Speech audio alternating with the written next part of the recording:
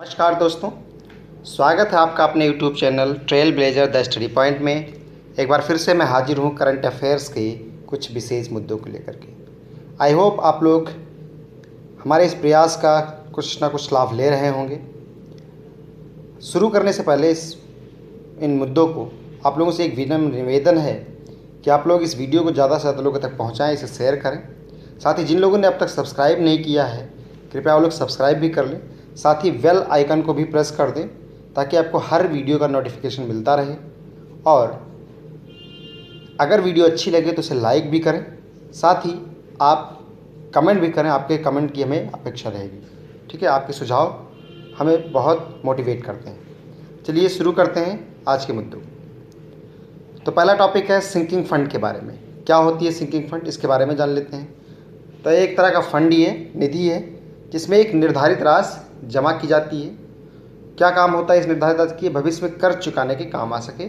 और इस जो निधि है इसे ऋण शोधन निधि भी कहा जाता है, क्योंकि जमा की गई राशि किस काम में प्रयोग की जाती है? तो भविष्य में कर्ज चुकाने के काम में लाई जाती है। और यह राशि सरकार या कंपनी को कर्ज चुकाने में ज़्यादा कष्ट न उठाना पड़े, इस काम में मदद करती है। ठीक है, तो आप लोग अगर सपोज दैट किसी ने कोई लोन ले रखा है और उस लोन को चुकता करना है, तो हर महीने या पर डे के हिसाब से अगर कुछ अमाउंट कहीं पे इकट्ठा कर रहे हैं और बाद में जब लोन को चुकता करना हुआ तो उस अमाउंट का प्रयोग करते हैं, तो उसी को कहा जाता है सिंकिंग फंड। ठीक है, सिंकिंग फंड बनाने के लिए इसमें अपनी सहूलियत के हिसाब से एक निश्चित राशि हर माह जमा की जाती है, जो कि कुछ सालों बाद इतनी अधिक हो जाती है कि कर्ज चुकाने के काम आ जाती है। बैंक में सेविंग अकाउंट्स जो होते हैं, बचत खाता जो होता है, वो भी सिंकिंग फंड खाते का ही पर्यायवाची हो सकता है या पर्यायवाची है।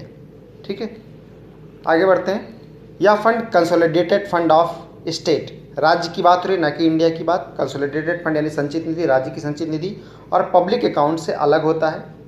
इस वित्त आयोग में यह भी कहा गया है कि सिंकिंग फंड में जमा पैसा केवल जो है वो राज्य सरकार के कर्ज चुकाने के में इस्तेमाल किया जाएगा, अन्य किसी उद्देश्य में नहीं किया जाएगा। ठीक है, तो इस वित्त आयोग ने यह भी कहा है कि जो इस तरह का पैसा है, जो सिंकिंग फंड का पैसा है, उसे सिर्फ और सिर्फ कर्ज चुकाने के लिए प्रयोग किया जा सकता है। ऑब्जेक्टिव्स क्या हैं इसके, या सिंकिंग फंड क्यों बनाया गया है? तो अगर एक राज्य के संदर्भ में बात की जाए तो इसलिए बनाया गया है ताकि राज्य सरकार के हटने के बाद भविष्य में जो भी सरकार सत्ता में आए उसके ऊपर कोई एक्स्ट्रा वित्तीय बोझ ना पड़े। ठीक है, क्योंकि डेमोक्रेटिक सिस्टम है, इसलिए ऐसा हो सकता है कि राजनीतिक उद्देश्यों की पूर्ति के लिए एक पार्टी दूसरी पार्टी के लिए बोझ बना सकती है। ठीक है, चूँकि लोकतंत्र में सरकारें बदलती रहती हैं, इसलिए यदि वर्तमान सरकार अपने ऊपर बहुत अधिक कर्ज लाद लेगी तो इसके भुगतान का उत्तरदायित्व आने वाली सरकार के ऊपर आ जाएगा। ठीक है, जो कि मैंने पहले समझाया है। इसलिए हर सरकार अपने कुल कर्ज का 1% से लेकर 3% तक रुपया कंसोलिडेटेड सिंकिंग फंड में जमा करती है। याद रखिएगा कितना पैसा? 1 से 3% तक, ताकि भविष्य में परिपक्वता अवधि पूरी करने वाले लोन या बॉन्ड भुगतान को चुकाया जा सके और सरकार डिफॉल्टर घोषित ना हो। ठीक है, तो कुल कर्ज का 1 से 3%। आगे देखते हैं, भारत में कब शुरुआत हुई थी? तो इसकी स्थापना हुई थी कंसोलिडेटेड सिंकिंग फंड की 1999 और 2000 में रिजर्व बैंक द्वारा की गई थी, ताकि राज्यों को अपना कर्ज चुकाने में आसानी हो सके। किसने स्थापना की थी? रिजर्व बैंक ने। कब? 1999 से 2000 के बीच में। किसके लिए? स्टेट्स के लिए। कितने राज्यों में वर्तमान में? तो वर्तमान में 23 राज्यों में कंसोलिडेटेड सिंकिंग फंड की स्थापना की गई है। राज्यों के इस फंड को रिजर्व बैंक द्वारा मैनेज किया जाता है। ठीक है, आगे बढ़ते हैं, एग्जाम्पल देख लेते हैं। मान लिया जाए कि अगर यूपी सरकार ने 10 वर्ष 2020 से 2030 की अवधि के लिए 200 करोड़ का बॉन्ड जारी किया, तो बॉन्ड जारी करेंगे तो पब्लिक से बोरिंग होगी, तो ऐसा क्या होगा? इसका मतलब क्या हो जाएगा कि 2030 में इसे 200 करोड़ चुकाने हैं। यहाँ पर एक चीज़ का ध्यान रखिएगा, ब्याज को नहीं शामिल किया गया है, चूँकि सुविधा रहे थोड़ा सा, पता नहीं कितना ब्याज लगाया जाए, तो इस हिसाब से ब्याज को इसमें शामिल नहीं किया गया। सपोज सिर्फ मूलधन ही चुकाना है 200 करोड़ रुपये। और साथ ही सरकार ने क्या किया गया है, इसलिए सरकार ने इस जिम्मेदारी से निपटने के लिए हर साल सिंकिंग फंड में 10 करोड़ रुपये जमा करती है। तो 10 साल बाद कितना हो जाएगा? तो 2030 में 100 करोड़ हो जाएंगे। अब सरकार जब 2030 में इस रुपये को चुकाएगी तो 200 करोड़ का इंतजाम ना करके कितना करना पड़ेगा? 100 करोड़ रुपये का इंतजाम। तो सिंकिंग फंड से थोड़ा सा आसानी रहेगा।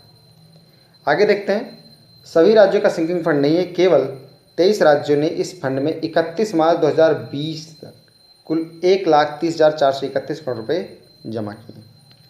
अब न्यूज़ में क्यों है? न्यूज़ में इसलिए है कि इस महामारी के दौर में जो कोविड-19 चल रहा है, राज्य के पास धन नहीं है और उनको 2020 में भी अपने पुराने कर्जों को चुकाने के लिए कुछ धन की ज़रूरत है।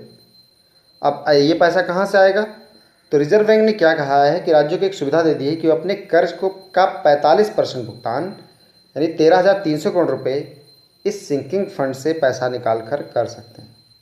ये छूट सुविधा केवल कब तक है? 31 मार्च 2021 तक उपलब्ध रहेगी और अगले फाइनेंशियल ईयर से समाप्त हो जाएगी। ठीक है, नेक्स्ट है, इस रिलैक्सेशन का सबसे अधिक लाभ उस राज्य को मिलेगा जिसका सिंकिंग फंड में सबसे अधिक पैसा होगा। तो इस मामले में सबसे ज़्यादा पैसा किसका है? महाराष्ट्र का, यानी 1.30 लाख करोड़ में अकेले इसका 39,948 करोड़ रुपए हैं। तो सबसे ज़्यादा लाभ किसको होगा? महाराष्ट्र राज्य को। नेक्स्ट देखते हैं गगनयान मिशन के बारे में। ऐसा कुछ खास न्यूज़ नहीं है, लेकिन बस एक न्यूज़ ये है कि गगनयान मिशन ने अपने जो 4 अंतरिक्ष यात्री थे उनके रूस में प्रशिक्षण दोबारा शुरू कर दिया गया है। कोविड-19 के प्रकोप के कारण लॉकडाउन की घोषणा के बाद यह प्रशिक्षण रोक दिया गया था। गगनयान भारत का पहला मानव युक्त अंतरिक्ष मिशन है। ठीक है, तो ये पॉइंट याद रखिएगा, पहला मानव युक्त अंतरिक्ष मिशन है। रॉसकॉमॉस जो कि रूसी अंतरिक्ष निगम है, एक बयान जारी किया उसने और कहा कि 12 मई को Gagarin research and test cosmonaut training centre यानी GCTC के 4 भारतीय अंतरिक्ष छात्रों के प्रशिक्षण को दोबारा शुरू किया है। साथ ही इसरो के मानव अंतरिक्ष उड़ान केंद्र और ग्लोकॉस्मॉस JSC अंतरिक्ष निगम रॉसकॉस्मॉस का इसका हिस्सा है JSC के बीच अनुबंध के तहत 4 भारतीय यात्री छात्रियों का प्रशिक्षण दिया जा रहा है। नेक्स्ट है कि भारतीय ध्वज के साथ स्पेस सूट पहने हुए एक अंतरिक्ष यात्री की तस्वीर भी पोस्ट की और ये बताया कि प्रशिक्षण के लिए सैद्धांतिक कक्षाएं शुरू की गई हैं। तो ये न्यूज़ बहुत ज़्यादा इंपॉर्टेंट नहीं है।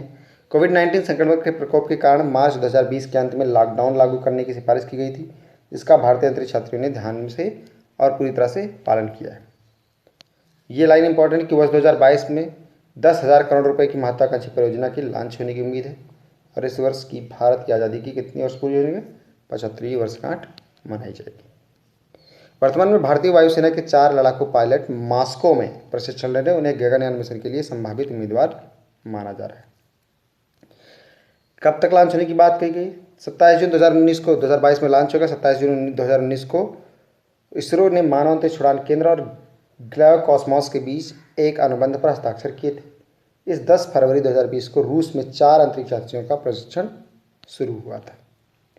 ठीक है, रूस में प्रशिक्षण के बाद क्या होगा कि भारतीय जो अंतरिक्ष यात्री हैं भारत में मॉड्यूल विशेष प्रशिक्षण प्राप्त करेंगे, जहां उन्हें एक चालक दल के तौर पर प्रशिक्षित किया जाएगा।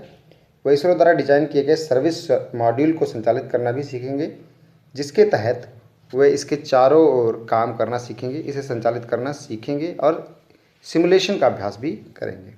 ठीक है, तो एक बेसिक न्यूज़ है। आई होप आप लोगों को इससे कुछ सीखने को मिला होगा।